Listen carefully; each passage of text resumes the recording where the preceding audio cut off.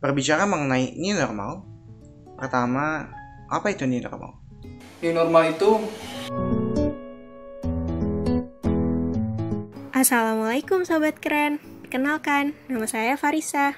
perkenalkan, nama aku Hibatur Rahman. Perkenalkan, nama saya Hafiz Abul Jabar dari Perigi Pondok Aren, Tangerang Selatan. Saya Bita Indriani. Perkenalkan, saya Muhammad Ilham Akbar Undang. Nama gue Bagja. Di sini gue bakal ngebahas apa sih new normal. New normal adalah Kehidupan normal yang baru. Nah, apa yang baru? Yang barunya itu adalah Ya, Anda dan masyarakat Indonesia di mana kita memiliki kebiasaan-kebiasaan baru yang memang sengaja dibuat untuk membantu pemerintah mempercepat penanganan wabah COVID-19. Artinya kita boleh beraktivitas seperti biasa. Untuk kehidupan yang lebih baik dan lingkungan yang sehat. namun dengan cara dan pola hidup yang berbeda.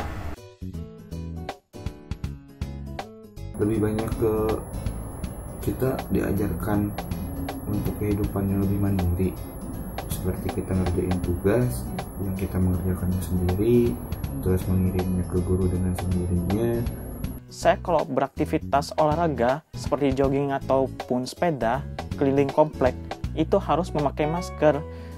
Untuk jajan sih saya harus dibatasi ya, tidak boleh sering-sering.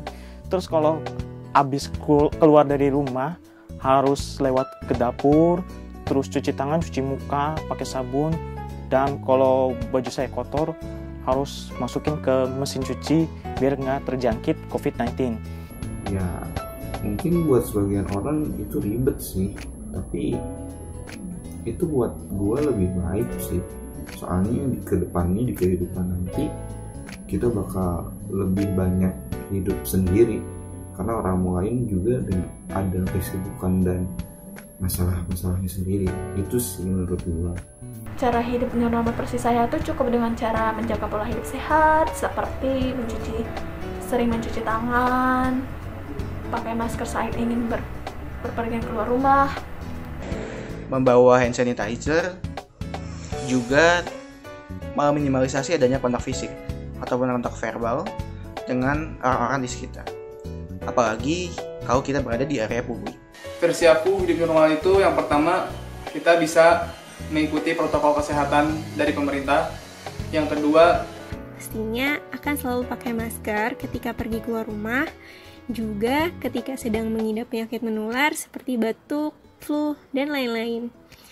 Berusaha menjaga imunitas tubuh dengan konsumsi makanan bergizi seimbang, serta mengkonsumsi vitamin. Ketiga, kita hidup dengan olahraga lalu makan yang lebih baik lagi. lalu mengajarkan kita menjadi orang yang lebih disiplin untuk menjaga pola makan yang sehat. Mengajarkan kita juga untuk menjadi orang yang taat pada aturan.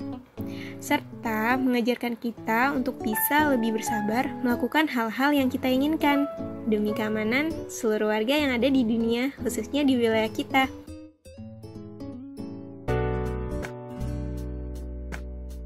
Jawaban dari saya adalah bisa berdampak baik, bisa berdampak buruk. Ini akan berdampak baik jika pemerintah mampu meningkatkan kapasitas testingnya dan juga memastikan bahwa adanya tanggapan yang baik jika ditemukan klaster-klaster baru penularan. Berdampak baiknya dari sisi ekonomi yang mengalami perubahan secara signifikan.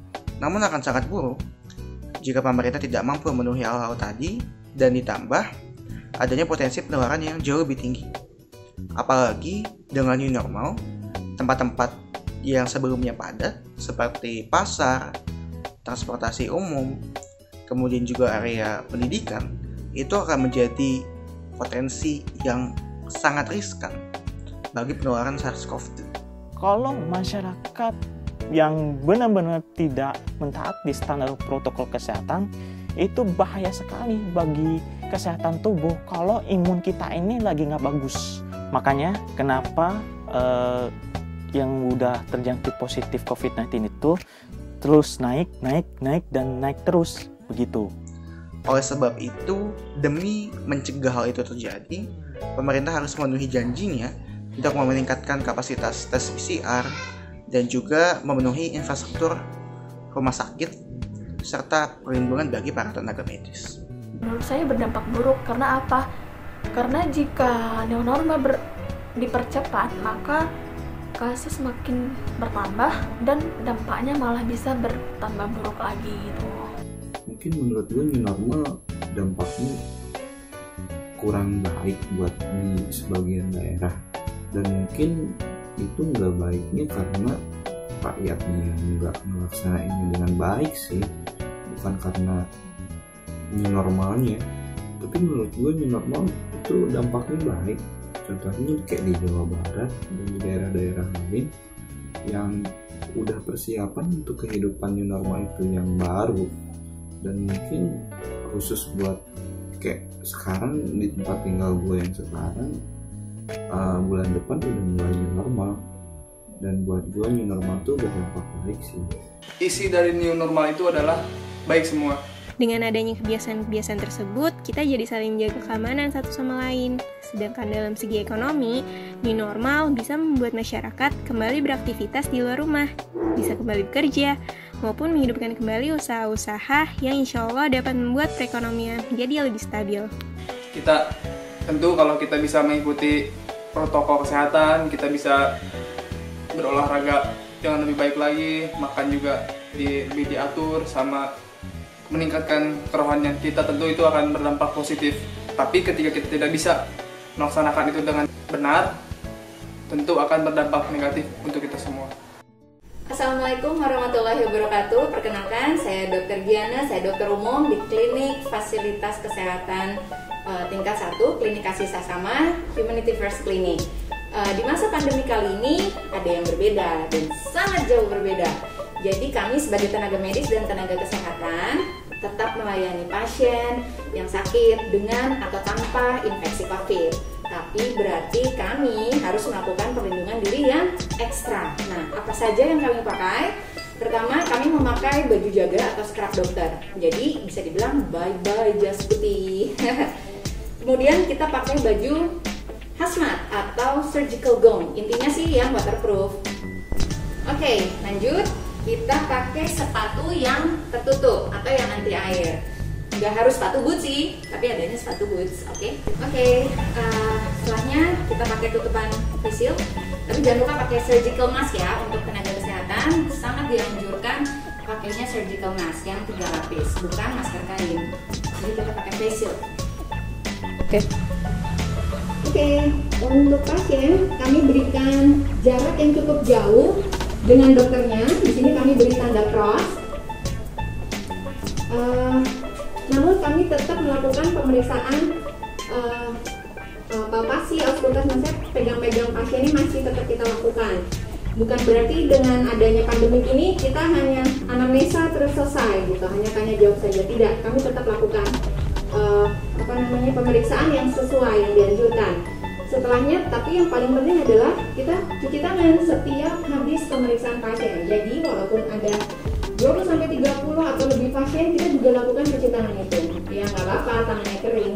Dan yang paling penting, jangan pakai perhiasan apapun dulu selama kerja, karena takut ada yang nempel di sini. Oke, sekarang setelah melakukan ini kita lakukan cuci tangan. Oke, setelah cuci tangan selama 30 detik, kita keringkan dengan tisu. Ya, jadi masa pandemi kali ini benar-benar membuat kita jadi lebih ekstra pakai, ekstra bersih-bersih, dan nanti juga ekstra dalam perlindungan, ekstra dalam melepas APD-nya.